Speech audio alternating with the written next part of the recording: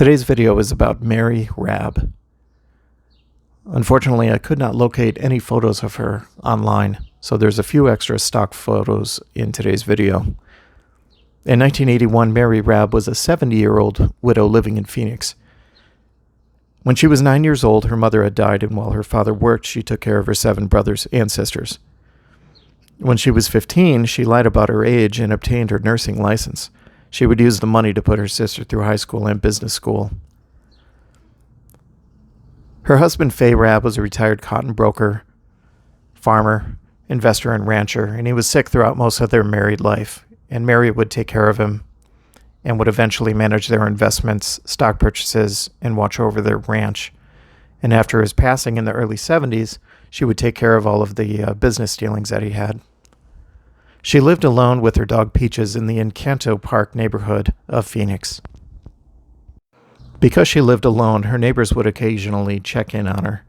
On August 2nd, 1981, they noticed that Peaches was in their backyard, and knowing Mary always kept her indoors, they attempted to call her, and there was no answer. So they walked next door, knocking on the door, ringing the doorbell, nothing. So they lifted the garage, and there they found the most horrific sight. Mary was dead, covered in a rug that was from the kitchen. The car was not there, and she had been hacked to death with an axe. Police would arrive, and they would determine that when she got home, she had surprised a burglar in the garage. And according to the autopsy, she had been hacked to death between 26 to 30 times with an axe.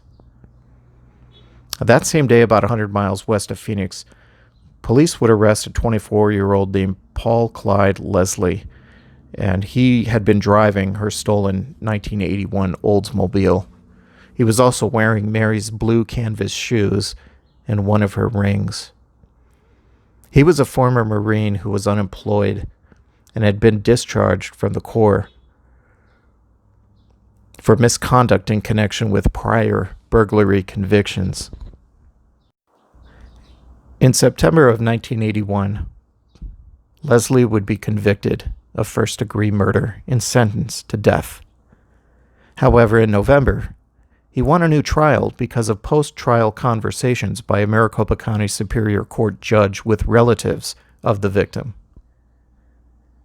2 years later, in 1983, Paul Clyde Leslie asked the Supreme Court to drop the case, dismiss the charges due to delays in his trial. He would be retried in 1984, and once again he was found guilty of first-degree murder and sentenced to death.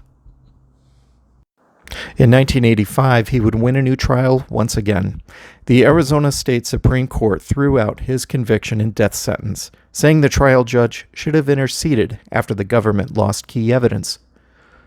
Leslie admitted that he had burglarized the home and stole the car, but he insisted that he didn't see or kill the victim.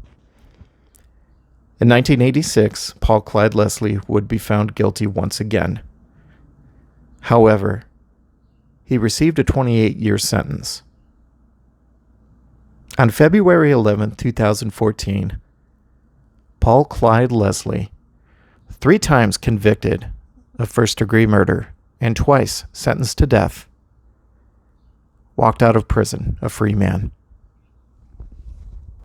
Mary Rabb would be remembered as someone who spent her life helping others.